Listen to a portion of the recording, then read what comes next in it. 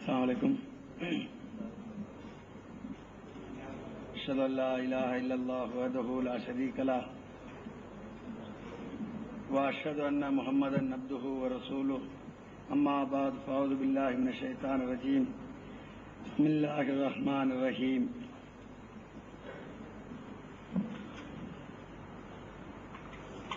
ஹஜ்ரத் மிர்சா குலாம் அஹ்மத் அவர்களுடைய வாதத்தில் அவர் உண்மையாளர் என்பதற்கு திருக்குர்ஆனின் அடிப்படையில் ஆராய வேண்டும் என்ற நிபந்தனைக்கு ஏற்ப திருக்குர்ஆனிலிருந்து ஓரளவுகோல காட்டி அதன்படி அவரிடம் தந்த அளவுகோலின்படி பார்த்தால் அவர் உண்மையாளர் என உணரலாம் என்பதை காட்டியிருந்தோம். முதலில் ஜனாப் ஜெயின்லாபின் சாஹிப் கூறினார்கள், நபி என்று வாதிடுபவர் ஆரம்பகால வாழ்க்கை மட்டும் தூய்மையாக இருந்தால் காணாது, வாதத்திற்கு பின்னுள்ள வாழ்க்கையும் தூயதாக இருத்தல் வேண்டும். அவருடைய வாதத்திற்கு பின்னுள்ள வாழ்க்கையை அவருடைய நூல்கள் இருந்தால் நம்மால் உணர முடியும் என்று கூறி அந்த நூல்களிலிருந்து அவருடைய தூய்மையின் ஏதாவது பொய் ஏமாற்றல் வேலைகள்லாம் இருக்கிறதாக நிரூபிக்க முயன்று வருகிறார்கள். ஆரம்பத்திலிருந்தே கூறி வருகிறோம், அல்லாஹ் கூறுகிறான், நபிகள் நாயகம் ஸல்லல்லாஹு அலைஹி வஸல்லம் அவருடைய உண்மைக்கு சான்றாக வாதத்திற்கு முன்னுள்ள வாழ்க்கையை பாருங்க. ஜெயின்லாப்தி சாப் தொடர்ந்து கூறுகிறார், பார்க்கக்கூடாது, பார்க்க முடியாது, பின்னால்தான் பார்க்கணும். அல்லாஹ் சொல்றான், வாதத்திற்கு பின்னால் உள்ள வாழ்க்கையை மக்களை நீங்கள் அளக்க வேண்டாம், உங்களால் முடியாது. வலவ் தகவ்வல அலைனா பாதல் அகாவில் லாகதனா மின்ஹு பில் யமீன் சும்ம லகதனா மின்ஹுல் வத்தீன். ஏன் அல்லாஹ் இப்படி சொன்னான்? நாங்கள் இதுவரையிலும் கூறி வந்த பதில் அத்தனையும் இந்த அடிப்படையில் தான் கூறுகிறோம். திருக்குர்ஆனின் கூற்றுப்படி நாம் பார்க்க போனால் எந்த நபியாயினும் வாதத்திற்கு பிறகு அவர் குறித்து குறை கூறப்படாதாக இருக்க முடியாது. இன்னும் சொல்றேன், ஹஜ்ரத் ஆதம் அலைஹிஸ்ஸலாம் மேல இவர் செய்த அவ்வளவு ஆட்சேபனைகளும் மற்ற நபிமார்களிடத்தில் செய்ய முடியும் என்பது எங்களுடைய கூற்றாகும்.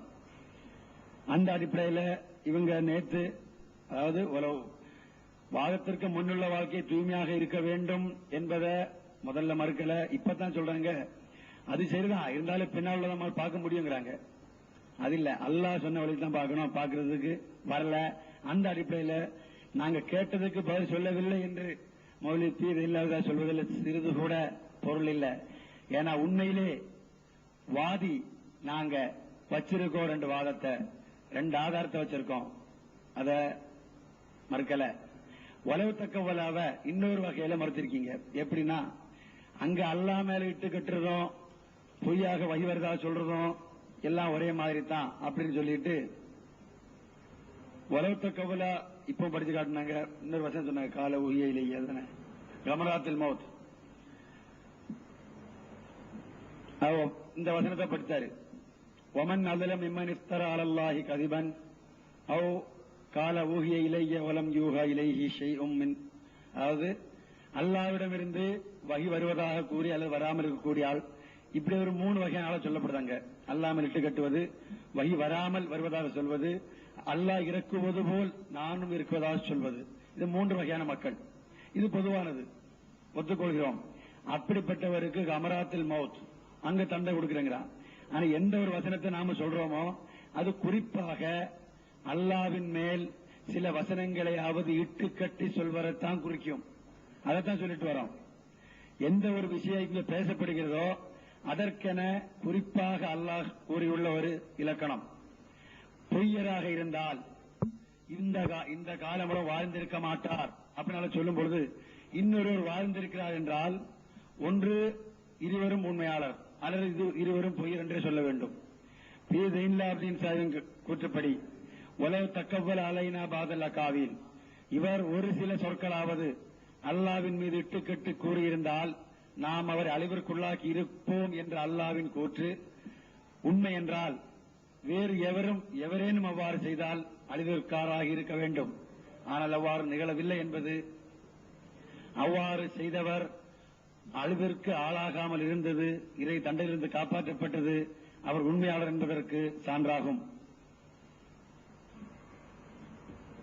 அது தவிர வேறு எத்தனை ஆட்சேபனைகள் அவர் மேல் செய்தாலும் எல்லாமே திருக்குர்ஆனுடைய இந்த வசனத்தின் அடிப்படையில் பார்க்கின்ற போது இறைவன் புறமிருந்து வந்தவர் என்று வாதிடுவோரின் உண்மையை ஆராய்வதற்கான வழி இல்லை. இல்லாத வேளையில் அப்படிப்பட்ட கேள்விகள் வேறு எல்லா நபிமார்களிடத்தில் செய்ய முடியும் என்பது நாங்கள் சொல்லியிருக்கிறோம். அதற்கு ஆதாரமாகத்தான் ஒரு சில விஷயங்களை கூறி வந்தோம். பொதுவாக கூறுகின்ற போது ஈசா நபியுடைய மூசா நபியுடைய உயிர் வாழ்தல் குறித்து சர்ச்சை எழுந்தது. முதல்ல வந்து கடைசியில் முரண்பாடுங்கிற முடிவுக்கு வந்து விட்டுவிட்டார்.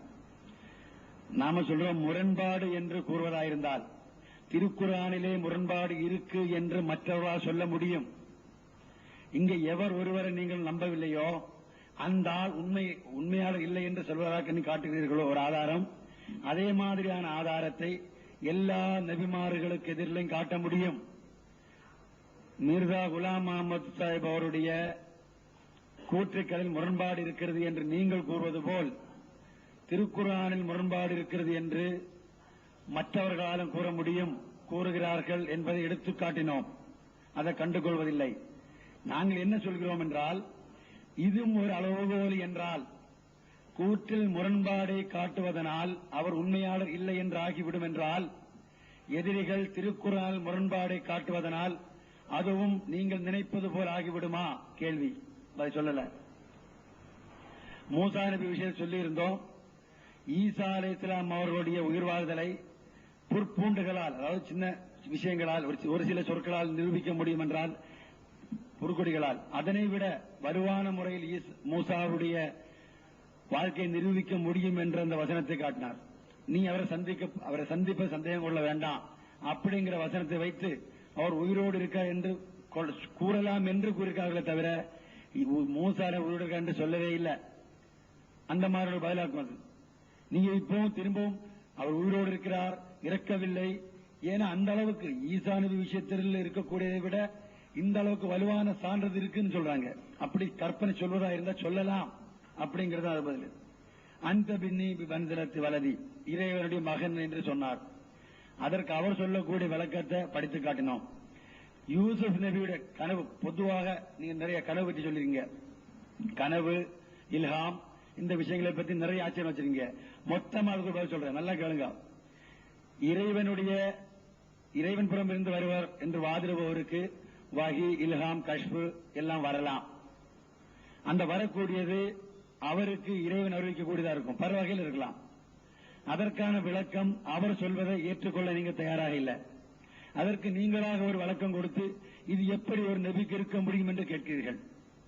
அதாவது இறைவனால் அனுப்பப்பட்டவர் என்று வாதிடும் ஒருவர் அவருக்கு கிடைத்ததாக கூறும் வஹி, இல்ஹாம்கள், கனவுகள், கஷ்புகள், அவற்றிற்கு அவர் சொல்லும் பதிலை, அவர் சொல்லும் விளக்கத்தை ஏற்றுக்கொள்ளாமல் ஜெயின்லாபின் சாஹிப் அவர்கள் தங்களுடையதான விளக்கத்தை சொல்லி அந்த விளக்கத்தின் அடிப்படையில் கேள்வி கேட்கிறார்.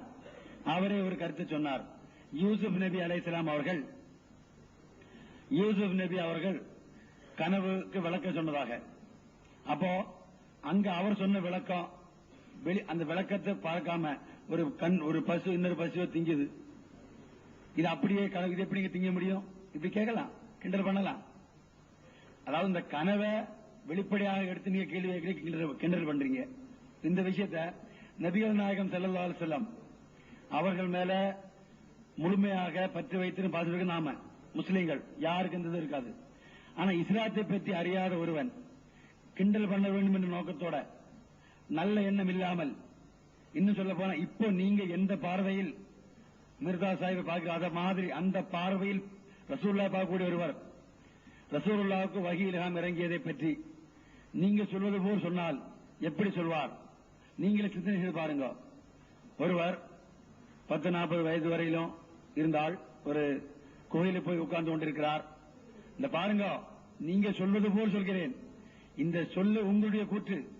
அதாவது ஒரு ரசூலை கரீம் ஸல்லல்லாஹு அலைஹி அவரை பற்றி அவர் நம்பாத ஒரு நான் முஸ்லீம் சொல்வதா இருந்தால், நீங்க சொல்வது போல் கிண்டல் செய்வதா இருந்தால் இப்படி சொல்லலாம். அதாவது வஹி கிடைக்கக்கூடிய சமயம் இருக்கிறாங்க, ஒரு ஆள் வந்து ஓதுகன்னு சொல்லுது, முடியாதுங்கிறாரு. அந்த கதை அப்படியே நீங்க சொல்ல மாதிரி வரீங்க, கஷ்டமா இருக்கு, சொல்ல முடியாது. நீங்க சொல்லிடலாம், ஏன்னா உங்களுக்கு இவர் பொய்யர்னு தெரியுது. ஆனா எங்களை பொறுத்தவரையில நான் சொல்றேன், அந்த வகி வரக்கூடிய நிலைமை, அதுக்கப்புறம் கதீஜா நாயிட்டு வர்றாங்க, வந்து எனக்கு தம்மிலுன்னு சொல்றாங்க. அப்ப அவங்களுக்கு புரியுது என்னன்னு. அப்ப இவங்க சொல்றாங்க, நீங்க வீணாக்கப்பட மாட்டீங்க.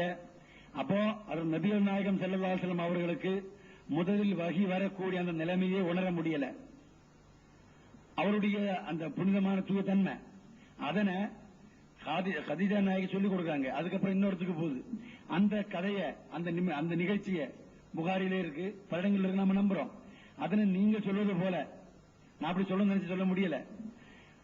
நீங்க சொல்வது போல, அதாவது இப்ப இந்த விஷயத்தை எல்லாம் அப்படியே நீங்க வேணா அதை சொல்லி காட்டலாம். அப்படி சொல்லி காட்டினா ஒன்னும் அது குறையாது. நபிமார்கள், இறைவனுடன் தொடர்புடையவர்கள், அவருக்கு வரக்கூடிய வகையில்கள் கஷ்ப காட்சிகளை வெளிப்படை, அது கஷ்புன்னு சொல்லியும் கனவுன்னு சொல்லியும் வெளிப்பார்வையில எடுத்து கேலி கிண்டல் செய்வது, அதற்கு ஒரு உங்களுடையதான் ஒரு கருத்தை கொடுத்து விளக்கம் சொல்லி மக்கள் நம்பணும் எதிர்பார்க்கிறீங்களே, இதுதான் முறையா? இப்படி சொல்லித்தான் ஒரு நபியில்லை என்று ஆக்கணுமா? இத மாதிரி மற்றவங்க சொன்னீங்க ஒத்துக்கொள்வீங்களா? அதுக்கு விளக்கம் சொல்ல போனா அது முடியுமா? அந்த வகையில தான் ஏதாச்சும் நபிகள் நிரூபிக்கப்பட்டிருக்காங்களா? யோசனை பண்ணுங்க. இதெல்லாம் ஒரு உண்மையான நல்ல நோக்கத்தோட 6000 முறை இல்ல. ஏன்னா நம்ம அப்படி சொல்ல முடியாது. இப்ப ஒரு ஹதீஸ் சொன்னதுக்கு நீங்க என்ன சொன்னீங்கன்னா, திருமதியில் இருக்கு, எவ்வளவோ வருடங்களுக்கு முன் எழுதப்பட்ட திருமதி, ரசூலுல்லாஹி ஸல்லல்லாஹு அலைஹி வஸல்லம் கூறியதாக ஒரு ஹதீஸ் அதில் இருக்கு. குர்ஆனில் உள்ள சில வசனங்கள் உதுர் ஓதியதாக. அது உதுர் அப்படி ஓதி இருக்கிறார்களா இல்லையா, உண்மையா இல்லையாங்கிறது பேச்சு இல்ல. எதுக்காக காட்டணும்? அதாவது குர்ஆனில் உள்ளதாக அல்லது புகாரில் ஒரு ஹதீஸ் உள்ளதாக மிர்வாத்தை குறிப்பிட்டிருக்காங்க.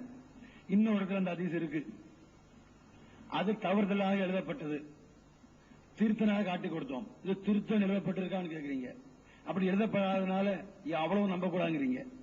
சொல்றோம், திருமதியில் இருக்கு, இதுகால திருத்தப்படல, அதனால திருமதி அவ்வளவு விஷயத்தையும் பொய்ன்னு சொல்லி துட்டி வீசியன்னு சொல்றீங்களா? அதுக்குத்தான் கேட்டோம். நம்ம ரசூலுல்லாஹ் தான் சொன்னாங்கன்னு வாதிக்கிறதோ அதுக்காக ஒன்றும் சொல்லல. அதாவது ஒரு கருத்து சகுவை காத்துன்னு சொல்லுவாங்க, எழுத்துல வந்து வேற வந்து நிகழ்ந்திருக்கும், இருக்கலாம். ஆனால் அப்படி அந்த இடத்துல திருத்தாமல் விட்டால் அதனால் ஒரு பெரிய குறையாக சுட்டிக்காட்டி அதெல்லாம் முறையானது இல்லை. இதனாலதான் அல்லாஹ் சொல்லக்கூடிய முறையில அவர் ஆராய வரணும்.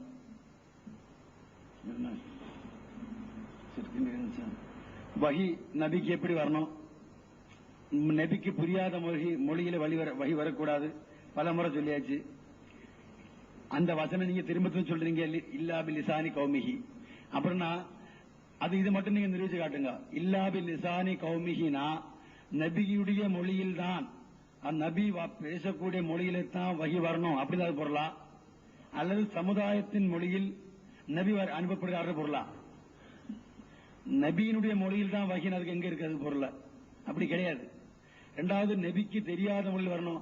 குர்ஆன்ல வசனம் வருது, மா குன்த தத்ரிமல் கிதாப், கிதாபனை நீ உனக்கு தெரியாம இருந்திருக்கிறது, ஈமான் என்ன தெரியாம இருந்திருக்கிறது. இப்ப இதை எடுத்துக்கிட்டு ஒரு மற்ற ஒரு நான் முஸ்லீம் கிண்டல் பண்றதுக்கு, இந்த பாருங்க நபிக்கே தெரியாதுன்னு அல்லாஹ் சொல்றான், அல்லது அல்லாஹ்க்கு தெரியாது நபி சொல்றான்னு சொல்லி அதனுடைய உண்மையான கருத்து என்னவென்று திருக்குர்ஆன் ஹதீஸின் அடிப்படையில் புரியாம எதிரிகள் சொல்லக்கூடியது மற்ற சுட்டி காட்டக்கூடியதை எடுத்து போகிற.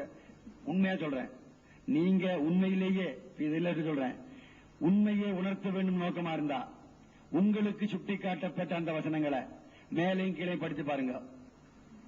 மேலையும் கீழே அந்த புக்களை படிச்சு பாருங்க. உண்மையிலேயே அந்த புக்குகள் நீங்க படிக்கிறதா இருந்தா அது சொல்லப்பட்ட கருத்துக்கள் அது என்ன, மேலே கீழே படிச்சு. கனவுன்னு சொன்னா கனவா எடுக்கணும், நீங்க நனவாக்கிடக்கூடாது. கஷ்புன்னு சொன்னா கஷ்பா இருக்கணும், கஷ்புக்கு அவர் சொல்லக்கூடிய வழக்கத்தை தான் எடுக்கணும். இப்ப யூசுப்னே சொல்றாங்க, கனவுக்கு அங்க ஒரு கனவுக்கு வழக்கம் சொல்றாங்க, ஒரு கன்று இன்னொரு கன்று தீங்கிறத. நீங்க இருந்தீங்கன்னு ஒரு வேலை சொல்லுவீங்க, அதெல்லாம் இருக்க முடியாது. எப்படிங்க கனவு இருந்தா அப்படிதான் இருக்கணும், இவர் எப்படி மாத்தி சொல்லலாம்? அப்படி அவர்கிட்ட போய் கேட்கிற மாதிரி தான் கேட்கறீங்க. ஏன் கேட்கக்கூடாது? மேராஜ் பாருங்க, மேராஜ் சமயத்தில் ரசூலுல்லாஹி ஸல்லல்லாஹு அலைஹி வஸல்லம் போறாங்க. இந்த 50 தொழுக ரசூலுல்லாஹி ஸல்லல்லாஹு அலைஹி வஸல்லம் மேராஜுக்கு போயிட்டு வர்றாங்க. அது உடலோடனா ஆத்மீகமா நமக்கு தரிசையில நம்ம 2 பேரும் நம்புறோம். ஒருவேளை உடலா இருக்கலாம், எப்படி இருக்கலாம், என்னதான் இருந்தாலும் வேற யாரும் பார்க்கல. நபிகள் நாயகம் ஸல்லல்லாஹு அலைஹி வஸல்லம் மேராஜ் போன தனியா போயிருக்காங்க. போயிட்டு வந்து சொல்றாங்க, முதல்ல போன உடனே அல்லாஹ் 50 தொழுக, கீழே வந்த உடனே அங்க மூசா மூசா நபி அலைஹிஸ்ஸலாம் சொல்லாங்க, என்னங்க என்ன கிடைச்சிருக்கு 50 சிஜி இதெல்லாம் முடியாது சீக்கிரம் போங்க. அப்புறம் ரசூலுல்லாஹ்வோட அதிகமான ஞானம் மூசாக்கு இருந்திருக்கு. இந்த பாருங்க, இது நான் ஒன்னும் கிண்டல் பண்ண நினைச்சக்கூடாது, அந்த மாதிரி திருப்பவும் கூடாது, உள்ளத சொல்றேன். அப்ப அந்த இடத்துல மேராஜ்ல இந்த தொழுகை பரலாக்கப்படுறது பற்றி வருது. முதல்ல 50 தொழுகைம்பாங்க, அதுக்கப்புறம் மூசா இடத்துல இது கூடாது, இது உங்களால முடியாதுன்னு சொல்லி ரெண்டாவது திரும்ப போய் 45 ஆக்குது. அதுக்கப்புறம் 40, 35, 30 இப்படியே குறைச்சு 5 வருது. அதுக்கப்புறம் மூசா நபி சொன்னாங்களா, நீங்க மீண்டும் போய் கேளுங்களேன், குறைக்கணும், இன்னும் என்னால முடியாது. அதாவது இது மேராஜுடைய ஹதீஸ்ல ஒரு நிகழ்ச்சி. இதை நீங்க நம்புறதா இருந்தா நம்பாட்ட விட்டுருங்க. எதுக்காக கேட்கிறேன்னா, இந்த நிகழ்ச்சியையே ஒரு ஆள் கேலி கிண்டல் மாதிரி எடுத்து சொல்றதா இருந்தா அழகா இருக்குமா கேட்கறதுக்கு? சிரிக்க வைக்கலாம். இது எதுக்காக சொல்றேன்னா, நபி என்று வாதிடுபவரை ஆராய வேண்டிய முறையில் ஆராயாமல் இருந்தால் அவருக்கு எதில் எழுப்பப்படக்கூடிய அத்தனை ஆட்சேபனையும் கிண்டலும் எந்த நபியிலையும் செய்ய முடியும்? குர்ஆன்ல இருக்கிறதா சொல்லி இல்லன்னு சொன்னா சொல்றீங்க. நான் சொன்னேன், பல முறை சுட்டி காட்டினேன். தௌராத்திலே இஞ்சியில எழுதப்பட்டிருக்கிறதாக குர்ஆன்ல இருக்கு. அத மாதிரி எழுத காட்ட முடியுமான்னு கேட்ட முடியாது. ஏன்? அந்த சொற்களிலே அந்த மாதிரி இருக்காது, வேற வகையில் இருக்கும். இஞ்சியில முபஷிரம் பி ரசூலின் யஅதி மின் பாதி இஸ்முஹு அஹ்மத், ரசூலுல்லாஹ்வுடைய பேரு அஹ்மது என்று எழுதப்பட்டிருக்கிறதாக, அதாவது ஈசா அலைஹிஸ்ஸலாம் அப்படி நன்மாரம் செய்வதாக இதுல வந்திருக்கு. பார்த்தா அஹ்மதுங்கிற பேர் இருக்குமா? இருக்காது. அதேதான் காலராங்கிறது சொல்ல. நீங்க நான் அப்பவே சொல்லிட்டு வரேன், தாவூன் பற்றி, அதாவது மசீன் காலத்தில் தாவூன் ஏற்படலாம் என்பது பற்றி குர்ஆன்ல இருக்குன்னு எழுதியிருக்காங்க. அப்புறம் அந்த சொற்கள் இருக்கான்னு சொன்னீங்க, என்ன உருதுல இருக்காது, அந்த கருத்தை சொல்லல. தாவூன் இருக்குன்னு அரபி அந்த சொல்லு இருக்காவிட்டால் கூட ஒரு சில சொற்களில் இருந்து, வசனங்கள் இருந்து, முன்னறிவிப்பில் இருந்து அந்த கருத்தை தெரியுங்கிறதா எழுதியிருக்காங்க. அந்த மாதிரி சொல்லு அதே மாதிரி இருக்குன்னு நாங்க சொல்லல, அந்த கருத்து குர்ஆன்ல இருக்கு. ஆனா அதை காட்டணும்னா நீங்க சொன்னீங்க ஒரு பக்தி எல்லாம் கிடையாது. அல்லாஹ்விடம் இருந்து வரக்கூடியவர்னு சொன்னா அவர் ஆராயணும்னா எவராவது கிண்டல் பண்றதுக்காக கேலி பண்றதுக்காக சுட்டி குறிச்சு கொடுத்தா இருப்பாங்களே, அவங்களுடைய குறிப்பை பார்த்து அப்படியே படிச்சு காட்டினா காணாது. நீங்க தயவு செய்து அதுக்கு முந்தியும் பிந்தியும் உங்களுக்கு தேவை இருந்தா, மற்றபடி இல்ல, உங்களுக்கு உண்மையிலே நீங்க சொல்றது உண்மையா இருந்தா, இது ஹக்கு தானா உணர்ந்த ஆசையா இருந்தா, உங்களுக்கு தெரியாத மற்றவங்கள்ட்ட கேளுங்க, ஒரு தெரிஞ்ச ஆள்கிட்ட படிச்சு கேளுங்க. நீங்க சொல்றீங்க அதிகமா உங்களுக்கு உருது தெரியாது, பரவாயில்ல, தெரிஞ்ச ஆளுக்குமே இப்படி சொல்றாங்க தெரியுதானா, மேலைகளை படிச்சு பாருங்க, வேற இடத்துல காட்டுறோம். அப்புறம் கனவுக்கு கஷ்புக்கு அவர் விளக்கத்தை சொன்னா அதை பற்றி அது விளக்கம் இல்லைன்னு சொல்லி மறுக்காம அது விளக்கம் தான சிந்தனை செய்ய பாருங்க. இல்லாவிட்டா எல்லா விஷயத்தையும் மறுக்க முடியும்.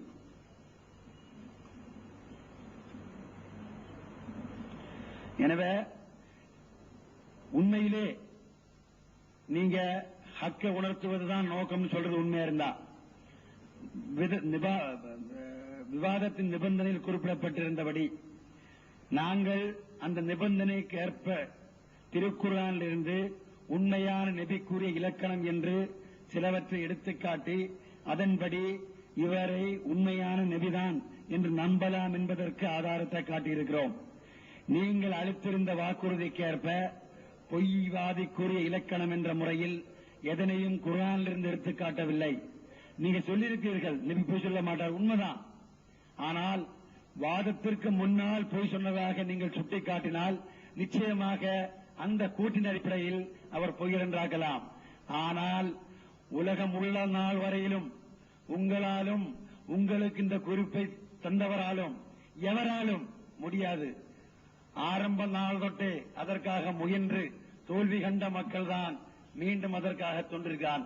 உங்களிடம் கூறுகிறேன், உங்களுடைய கூற்றிலிருந்தும் உங்கள் நடைமுறையிலிருந்தும் ஹக்கை உணர்த்துவதற்காக உண்மைக்காக என்று சொல்கிறீர்களே, எனவே கூறுகிறேன், அன்போடு கூறுகிறேன், உண்மையிலே உண்மையை உணர்த்துவதா உங்களுடைய நோக்கம் என்றால் திருக்குர்ஆனிலே ஆராய்ந்து பாருங்கள். 1.5 மாதங்களுக்கு முன்னால் சொன்னோம், எதை சொன்னோம்? திருக்குர்ஆனில் இருந்து உண்மையான நபிக்குரிய இலக்கணத்தை வைத்து அதன்படி இவர் நபிதானா என்று ஆராய்வோம் என சொல்லி இருந்தோம். அதன்படி திருக்குர்ஆனில் இருந்து அல்லாஹ் சொல்கிறான், நபி என்று வாதிடுபவருடைய வாழ்க்கையை 2ஆக பிரித்துக் கொள்ளுங்கள். முற்பகுதியே நீங்களே ஆராயுங்கள், குறை இருக்கா, களங்கம் இருக்கா, பொய் ஏமாற்றல் இருக்கா, நீங்களே பாருங்க. பிற்பகுதியே இறைவனுக்கு விட்டு விடுங்கள், அது உங்களால் முடியாது. ஏனென்றால் எம்மேல் இட்டு கட்டுவது பாதல்லக்காவில் நபிகள் நாயகம் அவர்களுக்கு மட்டுமாக இல்ல, இந்த நபி அவர்களே இட்டு கட்டுவதானால் என்று அல்லாஹ் ஏன் சொல்கிறான்? நிரந்தரமாக நிலையான முறையில் இறைவன் புறமிருந்து வருபவரை ஆராய்வதற்காக அழகான அளவுகோலாக அல்லாஹ் கூறுகிறான். இவர் கூறுவது பொய்யாக இருந்திருந்தால் நான் இவரை விட்டு வைத்திருக்க மாட்டேன். எனவே வாதத்திற்கு பின்னால் அவர் எழுதிய நூல்களிலிருந்தும் அங்காங்கிருந்து குற்றம் குறைகளை பிறர் கூறுவதை கேட்டு எடுத்துக் கூறுவதனால் எந்த பயன் இருக்காது. இது இறைவன் கூறும் நடைமுறைக்கு மாற்றமானது. இதுதான் நாங்கள் சொல்லுவோம். இருந்தால் சொல்லிக் கொண்டே இருப்போம். இந்த ஆட்சேபனுக்கு பதில் சொல்லவில்லை நீங்கள் சொல்லிக் கொண்டே இருக்கலாம். இன்றும் 1400 ஆண்டுகளுக்கு முன்னால் இறைவன் அனுப்பப்பட்ட எவ்வகையான களங்கமற்ற சையதுல் மாசூமீன் களங்கமற்றோர் தலைவர் நேற்று முன்தினம் தஸ்லீம் எழுதவில்லையா? எழுதியதால் எந்த குறை ஏற்பட்டு விட்டது? சிறிது வாரங்களுக்கு முன்னால் சல்மான் ருஷ்டி எழுதினான். அந்த சல்மான் ருஷ்டி போன்றவர்களுடைய குறிப்பை தூக்கி நீங்கள் இன்னொரு உங்கள்கிட்ட கேட்ட நீங்க என்ன சொல்வீங்க? சல்மான் ருஷ்டி போன்றவர்களுடைய கூட்டிலிருந்து ஒரு சில வசனங்களை தூக்கி திருக்குரானுக்கு பாருங்க இப்படி இருக்குன்னு உங்கள்ட்ட சொன்னா என்ன சொல்வீர்கள்? அத மாதிரி நான் சொல்றேன், இறைவன் கூறும் வழியில் வாருங்கள். அதாவது உண்மையிலே இப்படி அவர் எழுதிய நூலிலிருந்தும் அவருடைய வகி இலகாங்களிலிருந்தும் குறை கூறுவதனால் அவர் உண்மையாளர் இல்லை என்று ஆகிவிடும் என்றால் 1400 ஆண்டுகளுக்கு முன்னால் இறைவனால் உண்மையான நபி என்று அன்றிலிருந்தே நிரூபிக்கப்பட்டு வந்த இன்று வரையில் நாம் எல்லாம் உறுதியாக நிற்கக்கூடிய அந்த நபிகள் நாயகம் ஸல்லல்லாஹு அலைஹி வஸல்லம் அவர்கள் குறித்து நேற்றொருவன் எழுதுகிறான். மோசமான முறையில் ஷைத்தானுடைய இல்ஹாம் என்று எழுதினான். என்ன செய்து உடனே அவன் கூற்றை தூக்கி இப்படி இருக்குமோ என்று ஆராய்வது முறையா? அல்லது இந்த வழிமுறை இப்படி செய்வது திருக்குறான் என்னை கொண்டது பார்க்க வேண்டாமா? எனவேதான் கூறுகிறோம், அந்த வழிமுறையிலே நீங்கள் செல்வதாக இருந்தால் என்றும் அப்படித்தான் இருக்க வேண்டியதாக இருக்கும். எனவே உண்மையை உணர்த்த வேண்டும், ஹக்கை வெளிப்படுத்த வேண்டும் என்ற உங்களுடைய கூற்று உண்மை என்றால் இறைவன் கூறும் வழியில் வாருங்கள். இல்லாவிட்டால் அன்றும் இன்றும் என்றும் இறை தூதர்களின் எதிரிகள் செய்யும் அந்த வழியிலே சென்றால் நிச்சயமாக அது நமக்கு நல்ல பயன் தராது, நிச்சயமாக நல்ல விளைவு ஏற்படுத்தாது. எனவே முடியும் என்றால் சவால் இல்ல, சேலஞ்ச் இல்ல, வேண்டுதல் தான். திருக்குரான் முன்பால் அன்போடு அழைக்கிறேன். அல்லாஹ் சொல்கிறான், இறைவன் புறம் இருந்து வந்தவரை ஆய்வதற்காக 2 வழி. வாதத்திற்கு முன்னுள்ள வாழ்க்கையை நீங்களே அலசி ஆராயுங்கள். ஊரிலே வாழ்ந்திருக்கிறார், மின் கபிலிகி பொருட்படுத்த மாட்டேன் என்கிறார். யோசனை பண்ணி பாருங்க. அல்லாஹ் சொல்றான், நபி என்று வாதிடுகிறானா, அந்த வாதத்திற்கு முன்னால் வாழ்க்கையை பாரும். ஏன் பார்க்கலாம் தெரியுமா? உலகில் வந்திருக்கக்கூடிய அத்தனை பொய் தூதர்களை நீங்கள் ஆராய்ந்து பார்த்தால் அந்த வாதத்திற்கு முன்னுள்ள வாழ்க்கையில் தூய்மையற்ற களங்கமான நிறைய விஷயங்களை பார்க்க முடியும். ஏனென்றால் தூய்மையான வாழ்க்கை அல்லாஹ் கொடுக்கவே மாட்டான். இது அல்லாஹ்வுடைய வாக்குறுதி. எப்படி வாதத்திற்கு முன்னால் பொய் கூறுவதா இருந்தால் 23 ஆண்டு காலம் நிலைத்திருக்க விட மாட்டான் என்பது இறைவனுடைய உறுதியானது. அவர் சொல்றாரு, நபிகள் நாயகம் ஸல்லல்லாஹு அலைஹி அவருக்கு மட்டும்தான். அப்படியா இருந்தா இன்னொருவரும் அவ்வாறு இருந்தால் நபிகள் நாயகம் ஸல்லல்லாஹு அலைஹி வஸல்லம் உண்மையாளர் என்பதற்கு என்ன ஆதாரம்? அந்த சான்று எப்படி ஆதாரமாகும்? எந்த ஒரு அளவுகோல இவர் உண்மைக்கு அல்லாஹ் வைக்கிறானோ அந்த அளவுகோல் இன்னொரு பொய்யனும் இருக்கிறார் என்றால் என்ன அர்த்தம்? இவரும் பொய்யர் அல்லது அவர் உண்மையாளர். ஒரு விஷயத்தை நான் உண்மையாளர் என்பதற்கு ஒரு ஆதாரத்தை சொல்றேன், ஒரு வழியை சொல்றேன். அதே மாதிரி இன்னொரு ஆள் இருக்கார் என்றால் ஒன்று அவர் உண்மையாளர் அல்லது அவர் போல் நானும் பொய்யன். அப்படிதான் வரும். என்னுடைய சிறப்புக்காக நான் சொல்றேன், ஒரு பேனா என்னுடைய இருக்கு, இத மாதிரி ஒரு பேனா வேறு உலகில் எவரிடமும் இல்லை, இதுதான் என்னுடைய சிறப்பு அப்படின்னு நான் சொல்றேன். இன்னொரு ஆள்கிட்ட இந்த பேனா இருக்கு, சுட்டி காட்டுறாரு. என்ன அர்த்தம்? ஒன்று இது சிறப்புக்குரியது இல்ல, அல்லது அவரும் சிறப்புக்குரியது. அதே மாதிரி அல்லாஹ் சொல்கிறான், முஹம்மது ஸல்லல்லாஹு அலைஹி அவர்களை பார்த்து சொல்கிறான், இவர் என் மீது பாவல்லக்காவில் அடிக்கடி சொன்னாங்க, ஒரு சில சொற்களாவது இட்டி கட்டி கூறுவதாயிருந்தால் விட்டு வைத்திருக்க மாட்டேன், வழக்கரத்தாலே பிடித்து உயிர் நாடியை துண்டித்திருப்பேன், உலக மக்களால் அவரை காப்பாற்றி இருக்கவும் முடியாது. இப்போ ரசூலே கரீம் ஸல்லல்லாஹு அலைஹி வஸல்லம் அவருடைய உண்மைக்கு சான்றாக அல்லாஹ் கூறுகிறான், இவர் கூறுவது பொய்யாக இருந்தால் நான் இவரை விட்டு வைத்திருக்க மாட்டேன். இதே மாதிரி இன்னொருவர் இறைவன் புறம் இருந்து வந்ததாக வார்த்தைகளை சொல்கிறார், அவரும் இந்த அளவுகோலை எடுத்து கூறுகிறார். அவ்வாறு கூறியும் இறைவன் அவர் விட்டு வைத்திருக்கிறான் என்றால் நிச்சயமாக அவர்களும் முஹம்மது ஸல்லல்லாஹு அலைஹி வஸல்லம் அவர்களை போன்ற உண்மையாளர் என்று நம்ப வேண்டும். அல்லது நபிகள் நாயகம் ஸல்லல்லாஹு அலைஹி வஸல்லம் அவர்களுக்காக இறைவன் கூறியுள்ள அந்த அளவுகோல் தவறென்று சொல்ல வேண்டும். மதிப்பிற்குரிய மௌலவி பி. இல்லாத அவர்கள் இதை ஏற்றுக்கொள்கிறார். இந்த இறை வசனத்தை ரசூலுல்லாஹி ஸல்லல்லாஹு அலைஹி வஸல்லம் அவர்களுக்கு சான்றாக இல்லை என்று கூறுவார்களா, அல்லது அந்த அளவுகோலில் முழுமையாக வரக்கூடிய மிர்சா குலாம் முஹம்மது காதியானி அவர்களை நபி என்று ஏற்றுக்கொள்வார்களா? அது தவிர அவருக்கு அவருடைய நூல்களிலிருந்தும் அவருடைய கூட்டுகளிலிருந்தும் அவருடைய கஷ்ஃப் இல்ஹாம் வகைகளிலிருந்தும் குற்றம் குறைகளை கூறுவதாயிருந்தால் இது போன்ற விஷயங்களை தேடி திரிந்து முஸ்லிம்களை வழிகெடுக்க முயன்ற அந்த மக்கள் அவரோடு அவருடைய செயல் போன்று செய்ய வருவாரா? வேண்டாம். நான் அவருடன் கூறுகிறேன், நீங்கள் உங்களுக்கு கிடைத்திருக்கும் அந்த நூல்களையாவது முழுக்க படிக்கவில்லை என்றாலும் முன்பின் வசனங்களை இப்பொழுது படிக்க சொல்லவில்லை. இப்பொழுது நீங்க சொல்லுங்க, உங்களுக்கு தெரிந்த அளவிற்கு ஆட்சேபனை சொல்லுங்க, ஆட்சேபனை கிடையாது. ஆனால் சொல்கிறேன், திருக்குர்ஆனுடையதும் நபிமொழிகளுடையதும் அதீதுடையதுமான வழிமுறைக்கு மாற்றமாக நீங்க ஆராய்வதாயிருந்தால் நிச்சயமாக வெற்றியடைய முடியாது. உண்மையை உங்களால் உணர முடியாது. உண்மையை உணர வேண்டுமானால் நபிகள் நாயகம் ஸல்லல்லாஹு அலைஹி வஸல்லம் அவருடைய சுன்னத்தின்படி நபி வழியில் வாருங்கள், திருக்குர்ஆன் வாருங்கள். இதையே சொல்லுவோம். ஆரம்பத்திலிருந்து கடைசி வரையிலும் எங்களுடைய வாதம் இதுதான். நபி என்று கூறப்படுவதுடைய உண்மைக்கு ஆதாரம் 2 வாழ்க்கை சம்பந்தமானது. அதுக்கப்புறம் 3வது இன்றைக்கு வைத்த ஆதாரம் என்ன? அவருக்கு வெற்றி சொல்றாங்க. இதெல்லாம் ஒன்றும் பிரச்சனை கிடையாது. சில நபி இறந்து போனாங்களாம், கொலை செய்யப்பட்டாங்களாம். வெற்றின்னு என்ன? பதர் போரில் சஹாபாக்களும் போராடினார்கள், மறுப்போர் காபிர்களும் போராடினார்கள். காபிர்களும் மடிந்தனர், சஹாபாக்களும் செய்தானார்கள். வெற்றி கண்டவர் யார்? சஹாபா பெருமக்கள். அல்லாஹ் சொல்கிறான், மின்ஹும் மன் கதா நல்பவு வ மின்ஹும் மன் யன்தஸிர். சிலர் தங்கள் குறிக்கோளை அடைந்து கொண்டார், மற்றவர் எதிர்பார்த்துக் கொண்டிருக்கிறார்கள். சஹாபா பெருமக்கள் இஸ்லாத்திற்காக போர் புரிய சென்றார்கள். உயிருடன் திரும்பி வர செல்ல போகவில்லை. ஒன்று வென்று வர வேண்டும், இல்லது மடிய வேண்டும், அது நோக்கமாக இருந்தது. ஒரு நபி என்று கூறுபவர்களுடைய போதனை, அவருடைய அந்த குறிக்கோள், அவருடைய தத்துவம், அவருடைய போதனைகள் உலகில் நிலைத்திருப்பதே அவருக்கு வெற்றி என்பது. அந்த வெற்றி இவருக்கு கிடைத்திருக்கிறது. இது வெற்றி இல்லை என்றால், இப்படிப்பட்ட பொய்யர் ஒருவர் இதற்கு முன்னால் வந்து உலகில் தோன்றி இவ்வாறு ஒரு ஜமாத்தை உண்டு பண்ணி சென்றதாக காட்டுங்கள். இது எங்களுடைய சவால் இல்ல, அல்லாஹ்வின் சவால். ஏன் அல்லாஹ் கூறுகிறான், பொய்யராக இருந்தால் வெற்றி அடைய மாட்டார். வெற்றி என்றால் என்ன? அவருடைய குறிக்கோளை அடைதல். அதாவது முடியாது. எனவே உண்மையை உணர்த்துவதன் நோக்கம் என்றால் திருக்குர்ஆன் கூறுவது போல் வாருங்கள். எங்களுடைய 3 கேள்வி. வாதத்திற்கு முன்னால் அவருடைய வாழ்க்கை தூய்மையற்றது, களங்கமானது, களங்கமுடையது என்று இருந்தால் காட்டுங்கள். வாதத்திற்கு பின்னால் அவருக்கு கிடைத்த இல்ஹாம்கள் போன்று வேறு இல்ஹாம்களை பெற்று நீண்ட காலம் வாழ்ந்த பொய்யரை காட்டுங்கள். அதன் பின்னால் ஒரு இயக்கம் இருந்து, அவருடைய ஜமாத் இருந்து இன்றளவும் நீண்ட காலம் அல்லாஹ்வின் பெயரில், இஸ்லாத்தின் பெயரில், நபிகள் நாயகம் ஸல்லல்லாஹு அலைஹி வஸல்லம் அவர்களின் பெயரில் பொய் கூறிக் கொண்டிருந்தால் காட்டுங்கள்.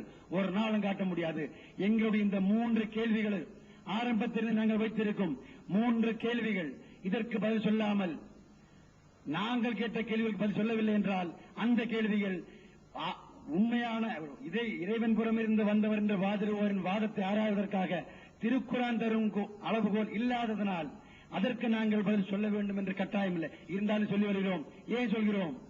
அதை பொதுமக்களிடம் அதிகமான தப்பனை உண்டு பண்ண கூட சொல்றோம். இருந்தாலும் அதை திருப்ப முடியும். ஏன்? அந்த வழிமுறை தவறு. நீங்கள் கடைபிடித்திருப்பது திருக்குர்ஆன் ஏற்றுக்கொண்ட வழிமுறை அன்று. திருக்குர்ஆன் ஏற்றுக்கொண்ட வழிமுறை நாங்கள் கேட்டோம். 3 நிறுவியுங்கள். என்றைக்கு அப்போது விட்டு விடுவோம். வாதத்திற்கு முன்னால் களங்கமற்ற வாழ்க்கை இருந்தால் காட்டுங்கள். வாதத்திற்கு பின்னால் இறைவன் புறமிருந்து வந்தவர் என்ற சொற்களை, இறை வஹி இல்ஹாம்களை இட்டுக்கட்டி கூறி இந்த காலமளவு வாழ்ந்தவரை காட்டுங்கள். அல்லது அவ்வாறு வாழ்ந்த உலகிலிருந்து சென்று பின்னர் ஒரு ஜமாத்தை, ஒரு இயக்கத்தை நிறுவி அந்த கொள்கைகளை இன்றளவும் இருந்து வர செய்த ஒரு கூட்டத்தை காட்டுங்கள். இதை காட்ட முடியாது. அதோட உண்மைக்கு சான்று.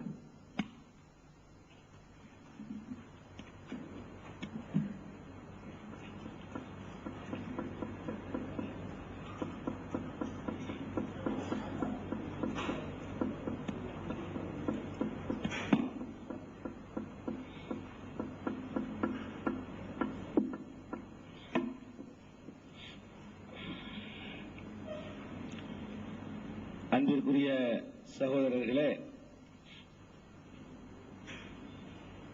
2 நாட்களாக எடுத்து வைத்ததையே சொல்லப்பட்ட பதில்களை கவனிக்காமல் திரும்ப திரும்ப சொல்லிக் கொண்டிருக்கிறார்கள்.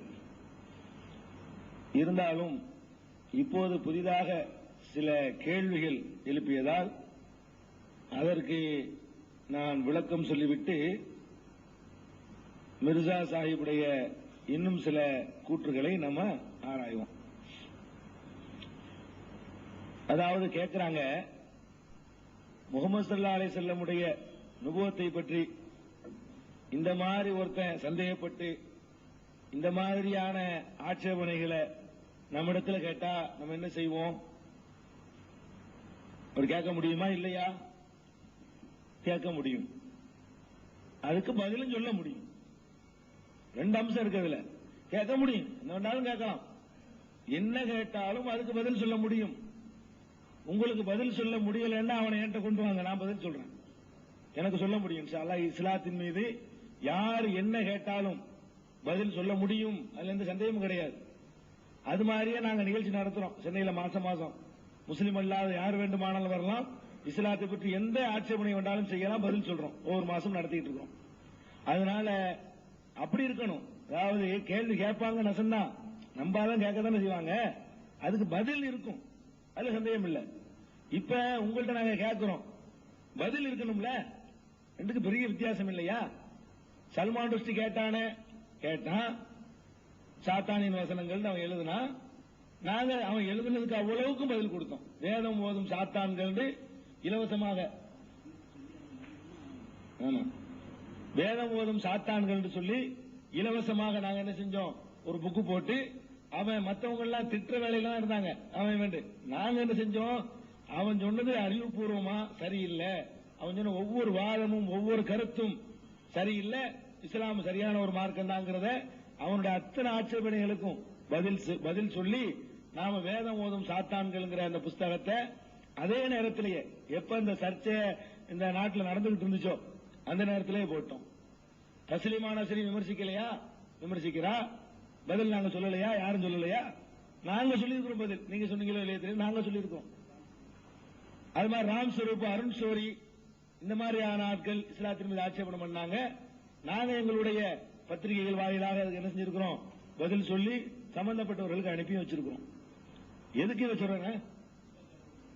அப்புறம் குற்றச்சாட்டுகளும் பதில்களும் நம்ம அதுக்குள்ள குற்றச்சாட்டுகள் பதிலையும் அனுப்பிட்டு இருக்கோம். எதுக்கு நான் சொல்றேன்னு கேட்டா, இஸ்லாத்தின் மீது யாரும் ஆட்சேபனை எழுப்புவார்கள். எழுப்புனா என்ன சொல்லுவீங்க பதில்? நீ நம்புறான நம்பு, அது அப்படித்தான் இருக்கும், அப்படி சொல்லுவீங்களா? அந்த ஆட்சேபனைக்கு பதில் சொல்லுவீங்களா? அதான் கேள்வி. இப்ப மற்றவர்கள் எங்களிடத்தில் இந்த கேள்வியை கேட்டால் எங்க நிலைமை எதுவோ அந்த நிலையில் நீங்க இருக்கிறீங்களா? முகமது ஸல்லல்லாஹு அலைஹி வஸல்லம் பற்றி எங்கள்கிட்ட யார் வந்து கேட்டாலும் எங்க நிலைமை என்ன? கேளு, என்ன வேண்டாலும் கேளு, பதில் சொல்றோம். இது எங்க நிலைமை. நீங்க என்ன சொல்றீங்க? கேட்காத பதில் சொல்ல மாட்டோம். ரசூலுல்லாஹ்ட்ட கேட்டா என்ன செய்யறது? அல்லாஹ் சொல்றான் திருக்குர்ஆன்ல, அவலம் யக்ஃபிஹிம் அன்னா அன்ஸல்னா இலைக்கல் கிதாப அலைக்கல் கிதாப யுத்லா அலைஹிம், அவர்களுக்கு ஓதி காட்டப்படும்படியான ஒரு வேதத்தை நாம இறக்கி வைத்திருப்பது அவர்களுக்கு போதுமானது இல்லையா? அல்லாஹ் கேட்கிறான். வேதத்தை பரிசீலிச்சுனா அதை ஏத்துக்கிற நடை இது பத்தாதா? இதை பரிசீலி, இதுல இருந்து அவருடைய அனுபவத்தை பரிசீலிக்க சொல்றான். குர்ஆனை பரிசீலிச்சு பாரு, என்னென்ன இருக்கணும் ஆராயி, கடந்த கால வாழ்க்கை அதையும் சொல்றான். இது அல்லாஹ் சொல்றானா வேற யாரும் சொல்றாங்களா? அவலம் யக்ஃபிஹிம், அவர்களுக்கு போதாதா? என்ன போதாதா? இவர் இறை தூதர் என்று ப்ரூவ் செய்வதற்கு அவர் கொண்டு வந்த இந்த வேதம் போதுமா போதாதா? பரிசீலனை கேட்கிறாங்க. அதுபோல என்னோட கவனிங்க, அந்நபியு அவுலா பில் மூமினீன மின் அன்ஃபுஸிஹிம் வ அஸ்வாஜுஹு உம்மஹாத்துஹும், அல்லாஹ் குர்ஆன்ல சொல்றான். நபி என்பவர் யார் என்று சொன்னால் மூமின்களுக்கு அவர்களுடைய உயிர்களை விட மேலானவராக இருக்க வேண்டும். உங்கள் மீது தனிப்பட்ட முறையில் நாம் ஆட்சேபனை செய்தால் எவ்வளவு வேகமாக பதில் சொல்வீர்களோ அதை விட அழுத்தமாக உங்களிடத்தில் பதில் வரணும். எங்கள் நபியை பற்றி நீங்க சொன்னால், யாரும் சொன்னால் முகமது ஸல்லல்லாஹு அலைஹி அவர்களை பற்றி சொன்னால், எங்களை பற்றி சொல்ற குற்றச்சாட்டுக்கு பதில் சொல்ற கூட அலட்சியப்படுத்திடுவோம். எங்களை விட, எங்கள் உயிர்களை விட அவங்க எங்களுக்கு மேலானவங்களா இருக்கணும். நான் வரிசையா அடுக்கடுக்கான குற்றச்சாட்டு சொல்றேன். அழுத்தமான நியாயமான நேர்மையான பதில் இருந்தா என்ன செய்யணும்? அதை எடுத்து வைக்கணும். சும்மா நபி சொல்லிட்டு சரியா வருமா? நீங்கள் நபி என்று நம்புகிற ஒருவரை பற்றியாக நான் சொல்றேன். அவருடைய எழுத்திலிருந்து காட்டுகிறேன். அப்ப என்ன செய்யணும்? ஒரு நபின்னு நினைச்சா ஒரு மூமினுக்கு தன்னை விட அந்த நபி பெருசா தெரியணும். பெருசா தெரிஞ்சா என்ன செய்யணும்? இதுக்கு விளக்கம் சொல்லணும். விளக்கம் சொல்ல முடியலன்னா என்ன அர்த்தம்? இல்ல சொல்ல முடியல, அதுக்கு விளக்கம் இல்ல, அதுக்கு பதில் இல்ல, நபி இல்லைன்னு புரிவாச்சு, அவ்வளவுதான். அதான் அர்த்தம். அதனால பிற மதத்தவர்கள் கேட்டால் என்ன செய்வதுங்கிறத விட்டுருங்க. கேட்டா பதில் இருக்குது, அதை நீங்களும் ஒத்துக்கிட்டீங்க. நேத்து கேட்டாலும் பதில் சொல்லுவோம், அது ஒரு விஷயம். அதையும் சொல்லிட்டாரு, நேத்து சொன்னாரு. அப்படி கேட்டார்களே ஆனால் நம்ம பதில் சொல்லுவோம், அது வேற விஷயம். அதுக்கு பதில் சொல்லுவோம்ல. முகமது ஸல்லல்லாஹு பத்தி கேட்டால் நீங்களும் பதில் சொல்லுவோங்கிறீங்க, நாங்களும் பதில் சொல்லுவோங்கிறோம். இவரை பத்தி கேட்டால் பதில் இல்லைங்கிறீங்க. தெளிவா வழங்குற வித்தியாசம் எவ்வளவு தெளிவான வித்தியாசம் இருக்கு. இதை வழங்காம நீங்க என்ன செய்றீங்க? சொல்லிட்டு இருக்கிறீங்க. அதுக்கு உதாரணத்தை கூட ஒன்று சொல்லி காட்டினார். மா குன்த தத்ரி மல் கிதாப் வல் ஈமான். இப்படி குர்ஆன்ல முகமதை பத்தி இருக்குது. வேதம்டா என்னன்னு உனக்கு தெரியாது, ஈமான்டா என்னன்னு தெரியாது அல்லாஹ் சொல்றானே. இதை பத்தி கேட்டா என்ன சொல்றது? இதுக்கு பதில் இல்லையா? உங்கள்ட்ட பதில் இருக்கா இல்லையா? நான் கேட்கிறேன். இதுக்கு பதில் இருக்கு, எங்கள்ட்ட பதில் இருக்கு. அது பதில் என்ன பதில்? நீர் முன்னர் அறிந்தவராக இல்லை. வார்த்தை சொல்லுது. இதுக்கு முன்னாடி இந்த வகி வந்துதான் வேதம் ஈமான் உனக்கு தெரிஞ்சே தவிர இதுக்கு முந்தி வேதம் ஒன்னும் உனக்கு தெரியாது. இதுல என்னடா முரண்பாடு இருக்குன்னு ஒரு கேள்வி கேட்டா எழுந்து போயிட்டு போறான். சொல்ற உதாரணத்துக்கு. அதனால பதில் இல்லைங்கிற ஒரு நிலைமையை நீங்க செஞ்சு பாத்தீங்கன்னா இந்த கேள்வி கேட்டிருக்க மாட்டீங்க. ரெண்டையும் ஒன்னா ஒப்பிடக்கூடாது. அதனால ஒருவருடைய இறை செய்தின்னு சொன்ன செய்திகளை பரிசீலிச்சு பார்த்துதான் குர்ஆனை நாம ஒன்னும் யோசிச்சு பாருங்க. ஒரு இதே மாதிரி நான் கேட்கிறேன், அவங்க மாதிரியே நான் ஒண்ணு கேட்கணும்ல. ஒரு காபீர் முகமது ஸல்லல்லாஹு அலைஹி வஸல்லம் இறை தூதர் நிரூபிங்கிறான். கடந்த கால வாழ்க்கை பரிசுத்தமானது அப்படிங்கிறீங்க.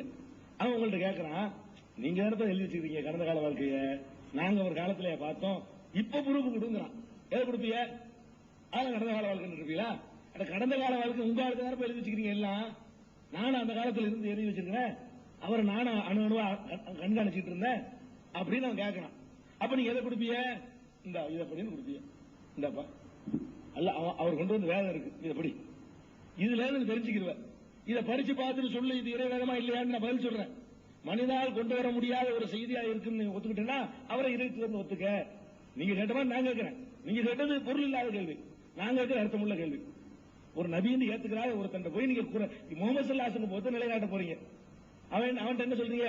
கடந்த கால வாழ்க்கை தூய்மை அப்படின்னு சொல்றது யாருன்னு அவன் கேட்பான். நீங்க தான் சொல்றீங்க, அவன் சொல்லல. அவன் சொல்ல நாங்க வாழல, எல்லாம் அபூபக்கர் சொன்னாரு, உமர் சொன்னாரு, அவரை சேர்ந்த ஆளுங்க தானப்ப சொல்றாங்க. நாங்களும் ஒரு சொல்லலையே பார்க்கலையே, இப்ப எங்களுக்கு ப்ரூவ் பண்ணுங்கிறான். அப்ப என்ன செய்வோம்? நீங்க என்ன செய்வீங்க, நாங்க என்ன செய்வோம்? குர்ஆனை கொண்டு காட்டுவோம். அதுதான் இப்ப நடந்துகிட்டு இருக்கு. அது பரிசீலிக்கிற காலத்தில் உள்ளவங்க தான் பரிசீலிக்க முடியும். இப்ப பரிசீலிக்கிறது அவருடைய எழுத்துக்களை வச்சுதான் பரிசீலிக்கணும். அதனால இந்த மாதிரி ஒரு தர்க்க ரீதியான வாதங்களை விட்டு ஒதுங்கி விஷயத்துக்கு வாங்க, உண்மையின் பக்கம் வாருங்க. அதான் நான் கூப்பிடுறது. அதுல என்ன செய்யறோம்? அந்த நபர் கொண்டு வந்த வகையத்தான் விமர்சிச்சுட்டு இருக்கிறோம். அதாவது குர்ஆனை விமர்சிக்கிற மாதிரி இறைவனுடைய கலாமு கொண்டு ஒரு வெயிட் இருக்குது, அது முரண்பாடு இருக்காது. முரண்பாடு இருக்குன்னு பதில் சொல்லுவோம், அதை நீங்க பதில் சொல்லுங்க. முரண்பாடு இருக்குது பெத்தவன் சொல்லுவான்னு கேட்கக்கூடாது. குர்ஆன்ல சொன்னா பதில் இருக்கு எங்கள்கிட்ட, இதுல சொன்னா உங்கள்ட்ட பதில் இருக்குதா? இது வரைக்கும் சொன்னீங்களா? திரும்ப இவ்வளவு தூரம் படிச்சு காட்டினேன். இதுக்கு பிறகு மூசா உயிரோட உள்ளதுக்கு விளக்கம் சொல்லிருக்கிறீங்க, மத்த எல்லாத்தையும் கண்டுக்கிறல. அதுக்கப்புறம் நான் அந்த கனவு கண்டதுக்கு பதில் சொல்லிருக்கிறீங்க, அதுக்கு பதில் சரியில்லை. நபிமார்கள் கனவு இப்படி இருக்காது, நாம கனவு தப்புன்னு சொல்லலையோ, எந்த மாதிரி கனவு காணலாம். நபிமாருக்கு தன்னை இறைவன் காட்டுற மாதிரியான கனவு வராது. அதுதான் என்னுடைய வாதம். நீங்க மனிதன் எப்படி கனவு காணலாமே, எப்படியும் காணலாம், என்ன இருக்கு, எப்படியும் காணலாம். நான் கூட இறைவன் மாதிரி கனவு காணலாம், நபி இல்லைனா சைத்தான் அப்படி காட்டுவான். எனக்கு நபி இல்லாம இருக்கிறதுனால நானே அல்லாஹ் மாதிரி இருக்கிற மாதிரி கூட சைத்தான் என்ன செய்வான், எனக்குள்ள நுழைஞ்சு காட்டுவான். நான் அதை மறுக்கவே இல்லை. நாம பேசுறது நபி என்ற நிலையில் உள்ள ஒருவர் கண்ட கனவு இது. அவருக்கு சைத்தானுடைய பாதுகாப்பு, சைத்தானை விட்டும் பாதுகாப்பு இருக்கணும். அவருக்கு இந்த ஷிர்கா ஒரு கருத்துள்ள கனவு வருமா, வரலாமா? சைத்தான் பாதுகாப்பு பெறாட்டி நபியா இருக்க முடியுமா? அப்படி இப்படி சொல்லிட்டு போயிருங்க. சாதாரண மனிதர்கள் ஊர்ல கனவு கண்டாங்க, அவ்வளவுதான். நபி இல்லைன்னு சொல்லுங்க, இதை நாம கிரிட்டிசைஸ் பண்ண மாட்டோம். கனவுதான் பலது வரும்லங்கன்னு விட்டுருவோம். நீங்க நுபுவத்துங்கிற தாவாவை நீக்கிவிட்டு இந்த கனவு இல்லை, இதுக்கு மேல நம்ப முடியாத வேற எந்த கனவு வேண்டாம்னு சொல்லுங்க. கனவு எப்படி இருக்கலாம்? கனவு எந்த மாதிரி இருந்தாலும் நம்ம கனவு ஒருத்தர் கண்டது எப்படி மறக்க முடியும்? ஒருத்தருக்கு ஒருத்தர் சொல்றாரு, எனக்கு 48 தலை இருக்கிற மாதிரி கனவு கண்டேங்கிறாரு. இருக்கலாம். ஆண்டுகள்லாம் யார் இல்லைன்றது 48 இருக்குமான்னு யதார்த்தத்தோட பரிசீலிக்க மாட்டாங்க. ஆனா நபிங்கிற நிலையில சொன்னார் வைங்க, எனக்கு 48 தலை இருக்குண்டு. என்னப்பா இது 48 தலை? அது கூட ஒன்னும் பிரச்சனை இல்லை, விளக்கம் சொல்லி போடலாம். குர்ஆனுக்கு மாற்றமான கருத்துல கனவு கண்டா 48 தலைங்கிறது அது ஒன்றும் பெரிய பிரச்சனை இல்லை. 48 மனிதனுடைய மூளை எனக்கு இருக்குன்னு ஏதாவது சொல்லிட்டு போயிடலாம். இதுல என்ன, இதுல இவரே வானத்தை படைச்சதா, இவரே சூரியனை படைச்சது, இவரே சந்திரனை படைச்சதா கனவு காண்றது என்ன கனவு இது? இதான நான் கேட்டேன். இந்த ரெண்டுக்கு தான் விளக்கம் சொன்னீங்க, மீதிக்கு விளக்கமே இல்லை, மீதிக்கு பதிலே இல்லைன்ற. நபின்னு நீங்க நினைச்சா, உண்மையிலேயே தகுதி இருக்கு நினைச்சா, மற்ற உங்கள் சொந்த பிரச்சனைக்கு எடுக்கிற அக்கறை விட கூடுதலாக இதுக்கு எங்களுக்கு அழுத்தமான பதில் தந்திருக்கணும். வரிசையா 19 இதை வாட்சி காட்டுறேன், 2 சொல்றீங்க, 17 கண்டுக்கிறல. அதனால நாங்க அவருடைய நூல்களை பரிசீலிப்பது எந்த அடிப்படையில தான்? அல்லாஹ் சொல்ற அடிப்படையில தான். முகமது ஸல்லல்லாஹு அலைஹி வஸல்லம் நுபுவத்தை இன்றைக்கு எப்படி நிலைநாட்டுவோம்? அவர்களுக்கு வந்த வஹியை வச்சு தான் நிலைநாட்டுவோம். அவருடைய கடந்த காலத்தை வச்சு நிலைநாட்ட முடியாது, அதை ஏற்க மாட்டான். கடந்த காலத்தை வச்சு நிரூபிச்சா முகமது இஸ்லாத்துக்கு வெளியே உள்ள ஏற்க மாட்டான். அதனால அவருடைய வஹிதான் அவலம் யக்ஃபிஹிம், அவர்களுக்கு போதாதா? இவருக்கு இந்த வேதத்தை இறக்கி வச்சிருக்கிறவன் அதுவே இறை வேதம் என்பதற்கு சான்றாகாதா? அது இறை வேதம் ஆகிவிட்டால் வேதத்தை கொண்டு வந்த ஒரு தூதர் ப்ரூஃபாயிரும். குர்ஆனை இறை வேதம் காட்டித்தான் முகமது ஸல்லல்லாஹு அலைஹி வஸல்லம் நுபுவத்தன்னைக்கு மற்றவர்களுக்கு நீங்க நிரூபிக்க முடியும். அதை கவனத்தில் வச்சுக்கிட்டீங்கன்னா இந்த கேள்வி எல்லாம் கேட்டிருக்க மாட்டீங்க. அடுத்து வரணும். இப்ப பாருங்க, மசீஹ் முத படிச்சது தொடர். ஈசா அலைஹிஸ்ஸலாம் என்ஸிலு மின ஸமாய், வானத்தில் இருந்து இறங்குவார். பி ஜமீஇ உலூமிஹி, எல்லா இல்முகளோடும் இறங்குவார். வலா யகுது ஷையம் மினல் அர்லி, பூமியில் எதனையுமே அவர் எடுக்க மாட்டார். மாலகும் லா யஷூரூன், இவர்கள் விளங்க மாட்டார்களா அப்படின்னு கேட்கிறாரு. இந்த வானத்திலிருந்து இறங்குறதுக்கு நல்லா விளங்கிக்கிறங்க. இந்த வானத்தில் இறங்குறதுங்கிறதுக்கு ஒரு இலக்கிய அர்த்தத்தில் சொன்னார்னு இல்ல, உண்மையிலேயே இந்த அர்த்தத்தெல்லாம் சொன்னேன்னு வேற இடத்துல சொல்றாரு. வானம்டா அது உயர்ந்த அந்தஸ்து, இறங்குறதுனா வர்றது, மசீஹ்னா நான், அந்த தாவா இல்லை இது. இந்த இடத்தில் அவர் சொல்வது உண்மையான ஈசா அலைஹிஸ்ஸலாமையே வானத்தில் தான் உயிரோடு இருக்கிறாங்க, அவங்க தான் இறங்கி வருவாங்க. இந்த அர்த்தத்தில் நான் இந்த இடத்தில் சொன்னேன்னு வேற இடத்துல சொல்றாரு. அதை கவனிக்கணும். அது என்ன எடுத்து காட்டுவேன். இது என்ன பக்கம்? இது ஆயின கமாலாத்த இஸ்லாம்ங்கிற புஸ்தகத்தினுடைய 409வது பக்கத்தில் சொல்றாரா? அதே புஸ்தகத்தில் சொல்றாரு, வெறும் 44 இது 44 சொல்றாரு, काश ये लोग एक मिनट के लिए अपने तासुबों से खाली होकर जरा सोचते कि शिर्क क्या चीज है, शिर्क क्या चीज है என்ன சொல்றாரு? இந்த மக்கள் ஒரு நிமிடம், एक मिनट, ஒரு நிமிடம் अपने तासुबों से खाली होकर, தங்களுடைய பிடிவாதத்திலிருந்து விடுபட்டு ஜர்ரா சோச்சித்தே, ஒரு நிமிடம் யோசிக்க மாட்டார்களா? ஷிர்க் கியா சீஸ், ஷிர்க்னா என்ன என்பதை சிந்திக்க மாட்டார்களா? அவர் உஸ்கி கியா ஹகீகத் ஹை, அதனுடைய ஹகீகத் என்ன சிந்திக்க மாட்டார்களா? அவர் உஸ்கி மபாதி और मुकद्दमात क्या है, அதனுடைய அடிப்படை அஸ்திவாரங்கள் அதெல்லாம் என்ன சிந்திக்க மாட்டார்களா? அப்புறம் அப்படி சிந்தித்தால் உன் पर जल्द खुल जाता, உடனே அவர்களுக்கு தெளிவாகிவிடும். खुदा ताला के वात या सिफात या अकवाल व अफआल या उसके इस्तिहकाक महबूदियत, அல்லாஹ்வுடைய அந்த உள்ளமை, அவனது பண்புகள், அவனது சொற்கள், அவனது செயல்கள், அவனுடைய கடவுள் தன்மைக்கு இருப்பதற்கான உரிமைகள், இவைகள் எல்லாம் கிசி தூசரே கா ஷரீகானா தகல் தேனவா சொல்றாரு. அல்லாஹ் இந்த விஷயத்துல எல்லாம் அல்லாஹ்வுக்கு ஷிர்க் இருப்பதாக நினைக்கிறது இருக்குது. யஹி ஷிர்க் ஹே, இதுதான் ஷிர்க், இதுதான் ஷிர்க். ஜோ கபி பக்ஷா நஹி ஜாயேகா, எந்த ஷிர்க்குக்கு மன்னிப்பு இல்லையோ அந்த ஷிர்க் இதுதான். ஒரே புஸ்தகத்துல ஈசா அலைஹிஸ்ஸலாத்தை பற்றி அது முந்தி சொல்லிட்டு வர்றாரு. நஸ்ரானிகளுடைய மசீஹு ஆஸ்மான் கா, அவர் அதுக்கு முந்தின பாராவுல நீங்க வேற சொல்ற நினைக்கிறாதீங்க. இதுல என்ன சொல்ல வர்றாருன்னா, அதுக்கு முந்தின பாராவுல இந்த பக்கத்தினுடைய ஃபர்ஸ்ட் வரியில அவர் மசீஹுக்கு ஈசா அலைஹிஸ்ஸலாத்தை ஆஸ்மான் கா, அவர் வானத்தில் வைக்கிறீர்கள் நீங்க சொன்னீங்களா வாதத்துல. அவர் ஹமாரே நபி ஸல்லல்லாஹு அலைஹி வஸல்லம் கு ஜமீன் கா கரார் தேத்தே ஹை, எங்களுடைய நபி ஸல்லல்லாஹு அலைஹி வஸல்லத்தை பூமியிலங்கறாங்க. இதை விட ஷிர்க் இருக்குமான்னு சொல்லிட்டு வந்து ஈசா அலைஹிஸ்ஸலாம் வானத்தில் இருக்கிறதாக சொல்வது ஷிர்க்குன்னு சொல்லிவிட்டு சொல்றாரு. அது தெரிஞ்சுக்கிட்டே சொல்றாரு பிந்தி. எது ஷிர்க்குன்னு அவருக்கே தெரியுதோ அதை பிந்தி சொல்றாரு. நான் வாசிச்ச பக்கத்துல ஈசா அலைஹிஸ்ஸலாம் வானத்திலிருந்து தான் இறங்குவார்கள். அப்ப இதுக்கு வந்து அவருடைய சொல்லுக்கு அவற்றிலிருந்து வழக்கம் கொடுக்கணும், இவருடைய சொல்லுக்கு இவற்றிலிருந்து வழக்கம் கொடுக்கணும். அவரே சொல்றாரு, நான் வானத்தில் இருப்பதாகத்தான் ஈமான் கொண்டிருந்தேன். நபியா இருக்கும்போது வஹி வந்தவனே ஈமான் கொண்டிருந்தாராம். இப்படி ஈமான் கொண்டிருந்தேன். என்னை ஈசான்னு அல்லாஹ் கூப்பிட்டான். அப்போ கூட எனக்கு விளங்கல, ஏதோ ஒண்ணு கூப்பிடான்னு நினைச்சுக்கிட்டேன். அதனால ஈசா எல்லா மூமின்களும் நம்புறது போலவே நானும் அப்படிதான் நம்பிக்கொண்டே இருந்தேன். திரும்ப திரும்ப திரும்ப திரும்ப பார் பாரிஷ்கே தரக என்று சொன்னாரு. திரும்ப திரும்ப மழை போல அடுக்கடுக்கா வகி வந்த பிறகு 12 வருஷம் கழிச்சு நினைச்சுக்கிட்டேன், நான் தெரிஞ்சுக்கிட்டேன் அது நான் தாண்டு. 12 வருஷ காலம் அதையும் படிச்சிருவோம். ஹகீகத்துல் வஹீல இந்த இடத்துல சொன்னதுக்கு அவர் சொல்ற வழக்கம், நான் வந்து ஈசா வானத்தில் இருக்கிறாங்கன்னு தான் அந்த அர்த்தத்துல சொன்னேன்றாரு. நல்லா விளங்கிருங்க. அப்ப அவர் எந்த புஸ்தகம் நல்லா கவனிக்கணும். ஈசா அலைஹிஸ்ஸலாம் வானத்தில் இருப்பதாக நம்புவது ஷிர்க்குன்னு முதல் எழுதிட்டாரு. 44 பக்கம் 44 எழுதிட்டாரு ஷிர்க்கு. 400 எழுதுறாரு அதே ஷிர்க்கு. அவரை 400 எழுதுறாரு வானத்தில் இருக்கிறாங்க ஷிர்க்கு என்று தெரிந்து கொண்டேன்.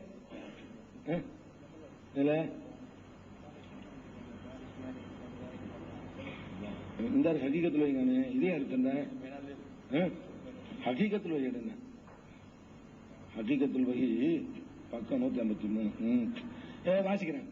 அல்ல கவனிங்க, எதை ஷிர்க்குன்னாரோ அதை அவரே சொல்லிட்டாரு. இது வாசிக்கல, இதா இப்ப வாசிக்க போறது 153 ஹகீகத்துல் வஹி. நல்லா கவனிங்க, ஒரு இறைவனுடைய நபி கடந்த காலம் நல்லா இருக்கணும், ஷிர்க் வைக்க கூடாது. அந்த காலத்தில் ஷிர்க் வைக்க கூடாது. ஷிர்க் இது பெரிய ஷிர்க்குன்னு அவரே சொல்லிவிட்டார். ஈசா அலைஹிஸ்ஸலாம் வானத்திற்கு நம்புறது ஷிர்க்கு. இந்த ஷிர்க்க நபியா இருக்கிற நிலையிலேயே அவர் செய்யறாரு. வானத்துல இருக்கிறாங்க, வானத்தில் இருக்கிற ஷிர்க்கு வானத்தில் இறங்கி வருவாங்கன்னு அவரே சொல்றாரு. சொல்லிவிட்டு அவர் சொல்ற கேளுங்க, இது ரெண்டுக்கும் சேர்த்து விளக்கம்.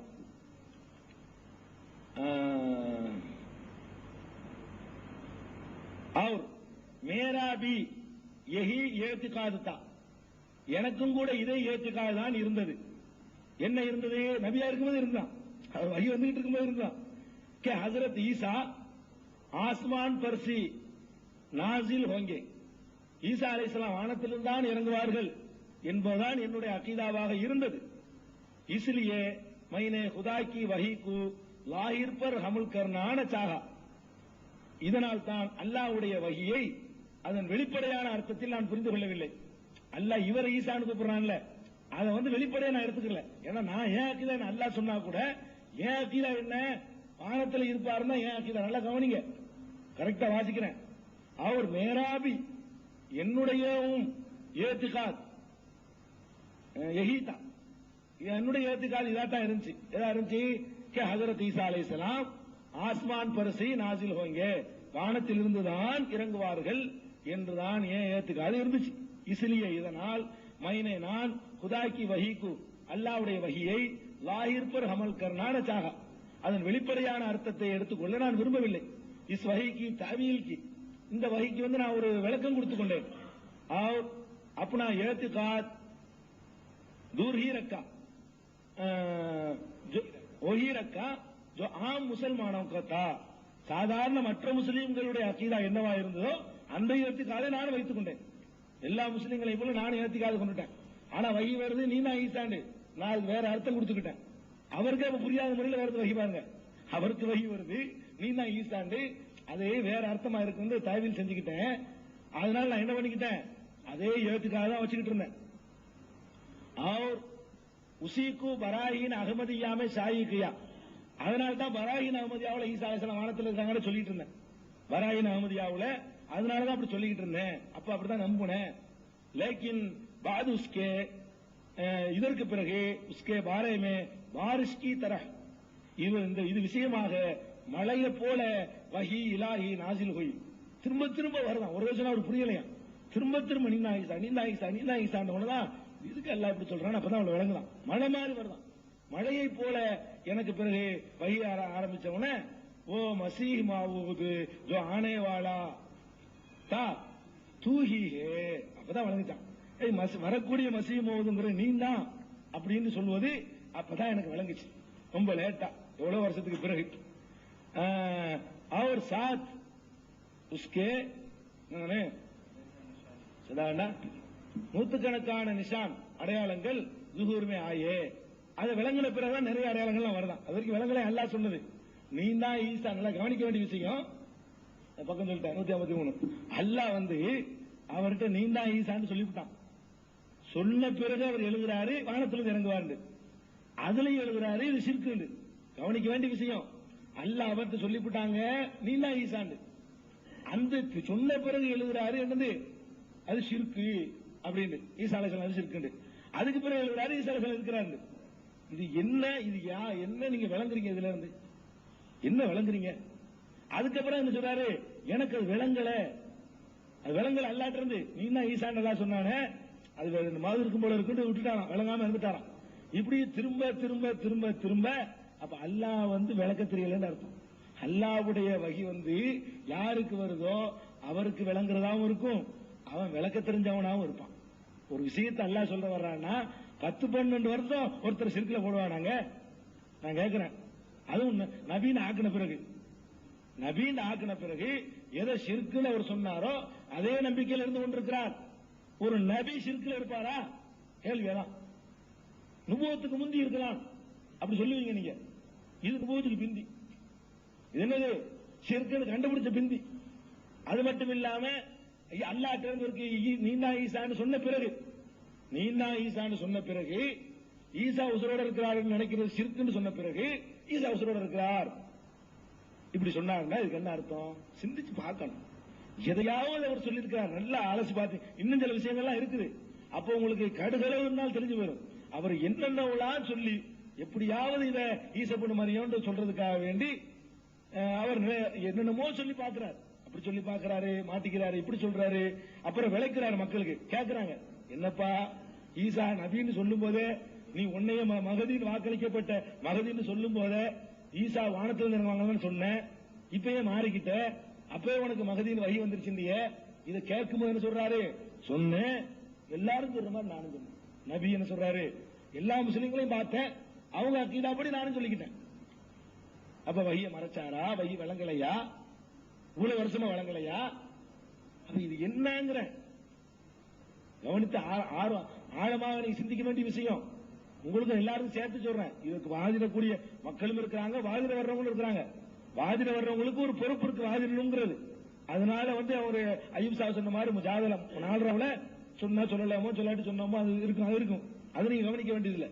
மற்றவர்கள் நடுநிலையான பார்வை நீங்க சிந்திச்சு பாருங்க. ஒரு நபிங்கிறவரு இப்படி இருக்க முடியுமா? எதை ஷிர்க்குன்னு அவர் சொல்றாரோ அவர் அந்த ஷிர்க்குன்னு தெரிந்து கொண்டு அதுக்கு பிறகு அந்த ஷிர்க்கு செய்வாரா? ஷிர்க் அவை என்று சொல்லிவிட்டு மாபெரும் ஷிர்க்கு சொல்லி அவரே அதை சொல்றார். இவர் அர்த்தம் கற்பிக்க முடியாது. அதுக்கு அர்த்தம் அதுதான் அவரே சொல்லிட்டார். நான் ஈசாலதான் நினைச்சேன், அதான் ஏன் அதுவும். ஆனா வகி வந்துட்டே இருக்கு.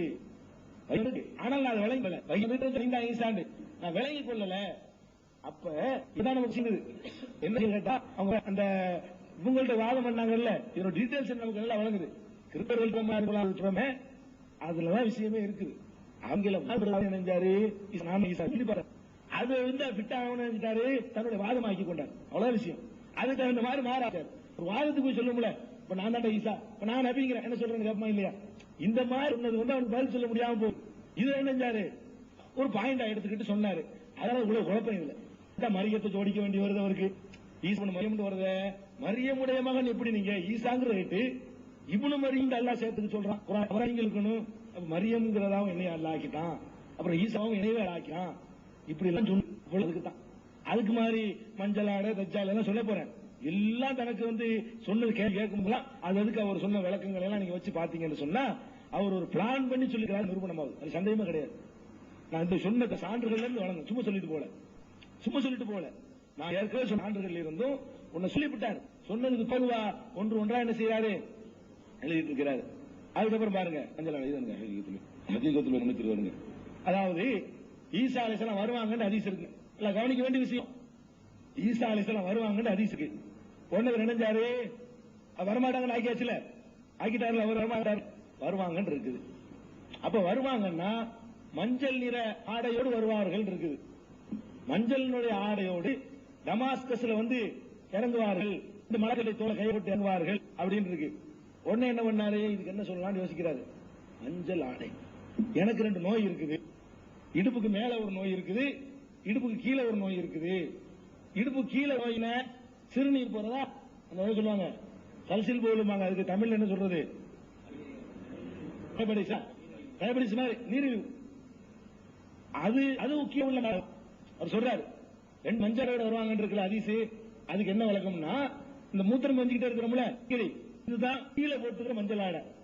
மேல வந்து ஹார்ட் சம்பந்தமான வியாதி இருக்கு போல இருக்கு, அது அதான் மேல உள்ள மஞ்சள் ஆடை.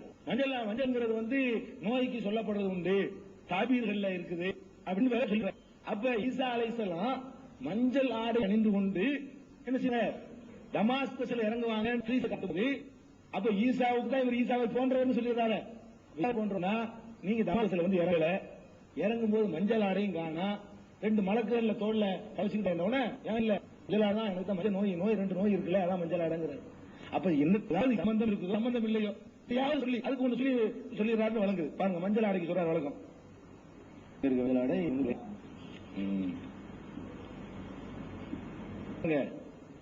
इब्तिदा से मसीह माऊद के लिए ये निशान मुकर्रर है.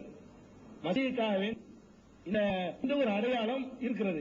அது என்ன அடையாளம், கே ஓ அவர் दो दर्द चारों की இந்த மஞ்சள் ஆடைகளுடன் दो फिरिश्तों के कांधों पर हाथ रखे 2 வானவர்களின் தோள்களில் கை வைத்தவராக உத்தரேகா இறங்குவார்.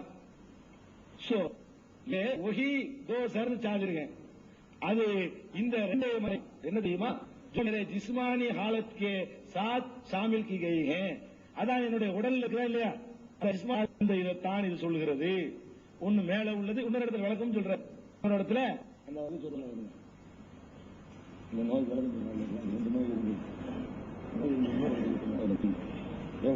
சரி, இதை நான் வந்து அடுத்து தொடர்ந்து சொல்றேன்.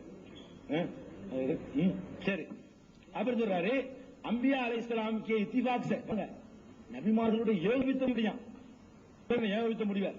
இத்திஃபாக் से ஜர்து சாதிர் கே தாபீர் விளக்கம் பீமாரி வியாதி, மஞ்சள் ஆடைக்கு வியாதி தாண்டி அனைத்து நபிமார்களும் ஏகோபித்து செய்ய முடியும்னு சொல்றாங்க. அனைத்து நபிமார்களும் ஏகோபித்து செய்ய முடியும் இப்ப காட்டுறீங்க.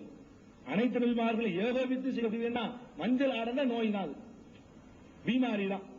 அவர் दो जर्द चादरें மஞ்சள் ஆடை என்பது 2 நோய்களை தான் குறிக்கிறது. जो हिस्सा बदन पर मुश्किल है, உடலில் 2 பகுதிகளில் இருக்கிறது, 2 பகுதிகளில் இருக்கிறது. और मेरे खुदा ताला की तरफ से यही खोला गया है, அல்லாஹ்வின் புறத்திலிருந்து எனக்கு இதுதான் விளக்கப்படுது. दो जर्द चादरों से मुराद 2 बीमारियां हैं. 2 மஞ்சள் ஆடைக்கு விளக்கம் 2 நோய். और जरूर था खुदा का फरमूदा पूरा होता. இதனால் அல்லாஹ்வுடைய அந்த ஃபர்மூதா முன்னறிவிப்பு முழுசாக நிறைவேறிவிட்டது. மஞ்சள் நோய் இருந்தவன முழுசா நிறைவேறிச்சு. அப்புறம் டமாஸ்கஸ்ல இறங்குவீல, அப்புறம் சொல்றேன் வழக்கத்தை.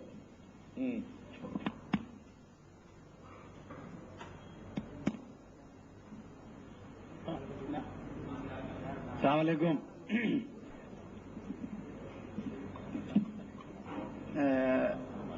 நம்முடைய 3வது தலைப்பு பேசிட்டு இருக்கோம். நான் கொஞ்ச நாள் பேசினேன், ஒரு கருத்தை சொன்னேன், அடிப்படையான கருத்தை சொல்லிட்டு வந்தேன். நபிமாரை